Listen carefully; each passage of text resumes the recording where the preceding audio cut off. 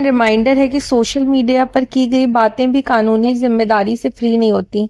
इस मैटर में news laundry की एडिटोरियल डायरेक्टर मनीषा पांडे और उनके साथ काम करने वाली विमेन जर्नलिस्ट ने कोर्ट का दरवाजा खटखटाया।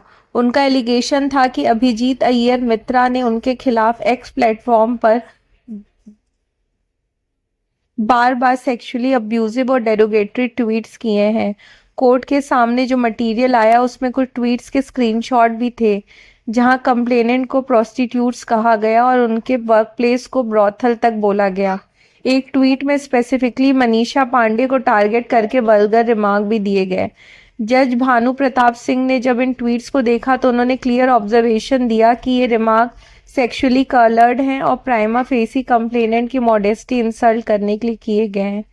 कोर्ट ने यह भी कहा कि इस तरह का कंडक्ट सिर्फ अनएथिकल नहीं बल्कि क्रिमिनल ऑफेंस भी बन सकता है, इसलिए सेक्शन 75(3) और 79 बीएनएस के तहत कॉग्निजेबल ऑफेंस बनता है।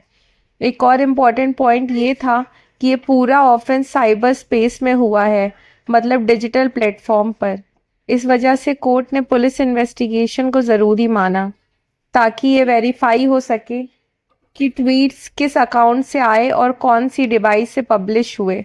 कोर्ट ने पुलिस की पहली वाली एक्शन टेकन रिपोर्ट को भी अनसेटिस्फैक्ट्री बताया क्योंकि उसमें रेलिवेंट ट्वीट्स को कंसीडर ही नहीं किया गया था। फाइनली कोर्ट ने एसएचओ मालवीय नगर को डायरेक्ट किया कि एफआईआर रजिस्टर की जाए और प्रॉपर इन्वेस्टिगेशन की जाए। इस केस का सबसे बड़ा टेक अवे ये है कि ऑनलाइन स्पेस हो या ऑफलाइन, किसी की डिग्निटी और रेपुटेशन को हार्म करने पर कानून बिल्कुल इक्वली अप्लाई होता है।